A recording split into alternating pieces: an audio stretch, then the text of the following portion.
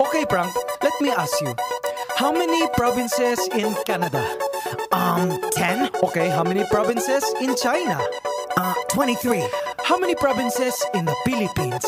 I don't know. How many? Believe it or not, 81. Abra, Kalinga, Aurora, Laguna, Maguindanao, Ifugao, Isabela, Aklan and Basilan, Sulu, Biliran, Leyte, Cagayan, Bulacan and Palawan, Batanes, Batangas, Bohol, Guimaras, Agusan del Norte, Agusan del Sur, Capiz, Cavite, Bataan, Masbate, Ilocos Norte, Ilocos Sur, Tarlac, Tawi-Tawi, Cebu, Sarangani, Camarines Norte, Sorsogon, Compostela Valley, Quezon, Zambales, Camarines Sur and Bukidnon, Zamboanga, Sibugay and Del Sur, Albay, Zamboanga del Norte din. There's Pampanga, Nueva Ecija, Nueva Vizcaya and Camiguin. These are the Philippine provinces. Every Pinoy in the world comes from one of them. Mabuhay! These are the Philippine provinces. In our 7,107 islands. Davao Oriental and Occidental, Davao del Sur, Davao del Norte, Negros Oriental and Occidental, Siquijor Mountain, Southern Leyte, South Cotabato, Catanduanes, Sultan Kudarat, Pangasinan, Misamis Oriental, Iloilo, Nogon Samar and the eastern one, Surigao del Norte and del Sur, Misamis Occidental, Samar, Lanao del Norte and del Sur, Oriental Mindoro and Rizal, Benguet Antique and Marinduque, Dinagat Islands, then Romblon, Quirino Apayao and Cotabato, Occidental Mindoro, La Union.